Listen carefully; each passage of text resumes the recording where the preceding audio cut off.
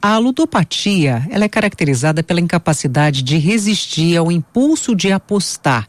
É um transtorno que pode comprometer a saúde mental, a vida financeira e as relações familiares. Em Belo Horizonte, o número de pessoas atendidas na rede municipal de saúde por problemas relacionados a jogos de azar cresceu de forma expressiva nos últimos anos. Para além das bets, que a gente vem falando muito, esses atendimentos ocorrem com outros jogos também.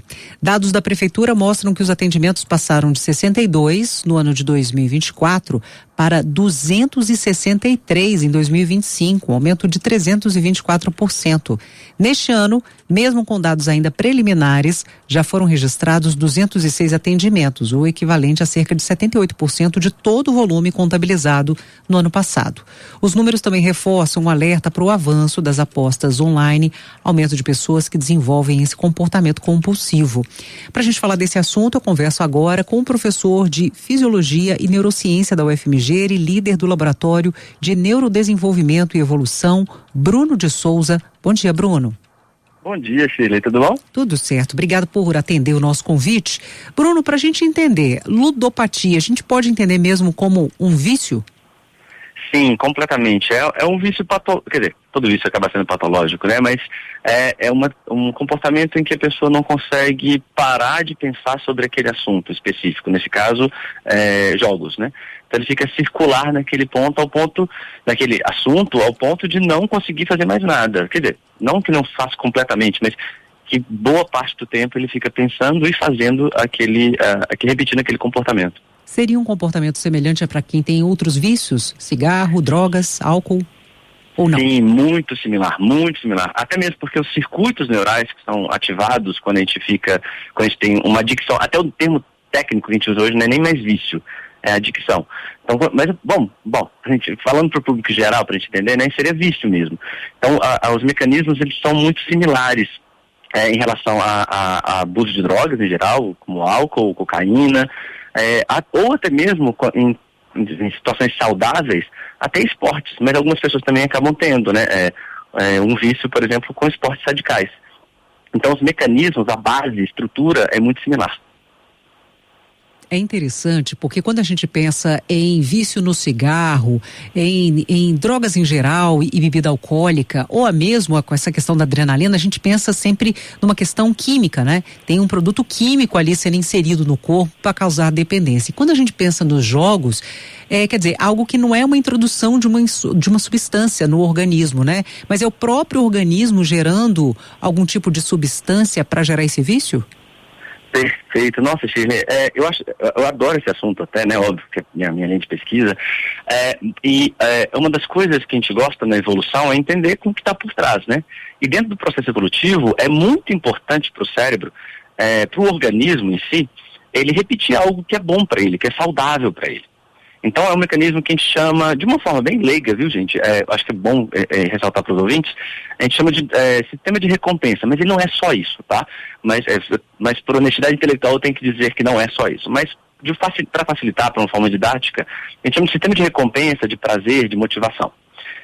E é um mecanismo muito importante, porque se a gente parar para pensar lá nos primórdios da nossa evolução, lá imagina nosso primo primata, Ardipithecus rhamidus, para ele repetir, para ele achar o alimento e correr atrás do alimento, para ele lembrar qual árvore que tem o alimento, ele tem que ter uma recompensa para falar, olha, é aqui que tem aquela fruta que é gostosa.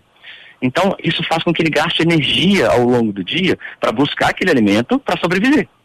E é natural, prazer não faz mal, prazer não é errado, prazer é muito bom pra gente, faz a gente sobreviver na natureza.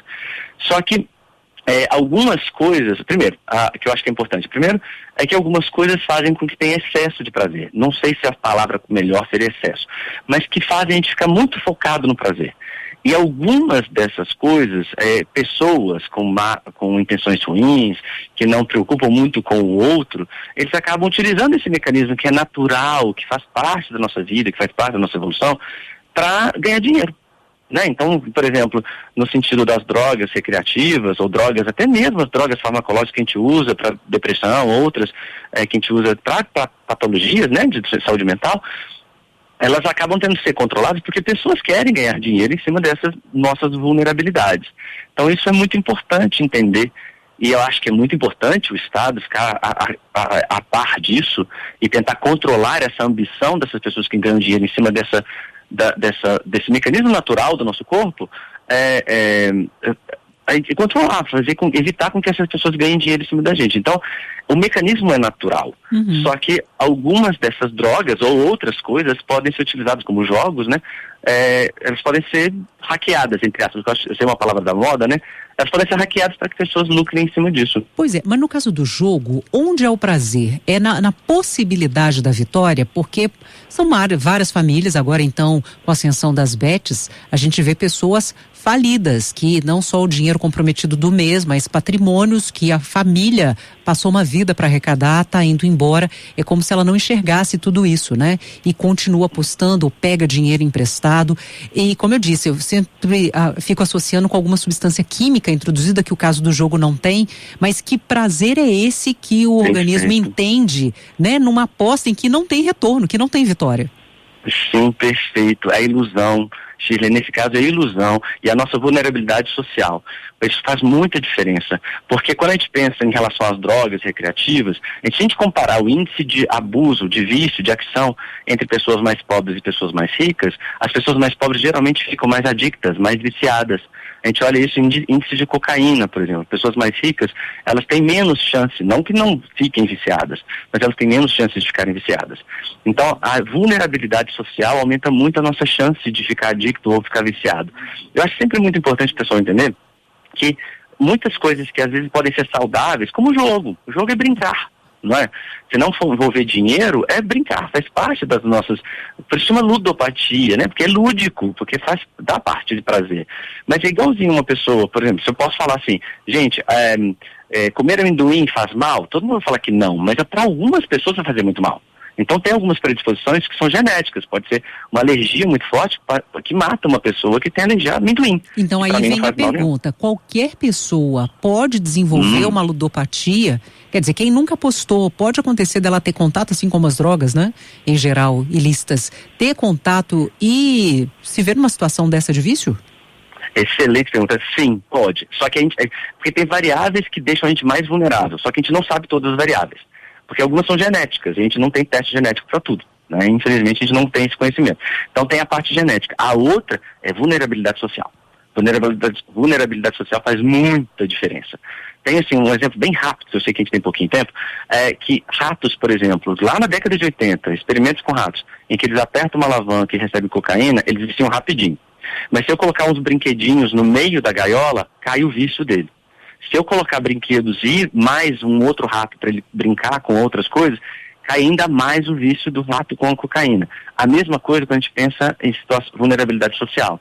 Hoje, no Brasil, né, em Belo Horizonte, nós temos poucos parques públicos, é caro jogar futebol, é caro ir no cinema, é caro ir no bar, não tem transporte público gratuito para todo mundo, e isso vulnerabiliza, a gente acaba focando só numa coisa que que alivia o nosso sofrimento, né, a vida no geral. E aí, como os jogos estão ali do nosso lado, fica muito mais fácil a gente ficar viciado nos jogos, né? Isso é muito ruim pra gente. Faz todo sentido, né? Essa necessidade de busca do prazer. Gente, o assunto é fascinante. Quero agradecer. O nosso tempo foi pouquinho aqui. Professor de Fisiologia e Neurociência da UFMG, líder também do Laboratório de Neurodesenvolvimento e Evolução, Bruno de Souza. Bruno, até uma próxima, viu? Obrigado, Shirley. Um abraço, gente.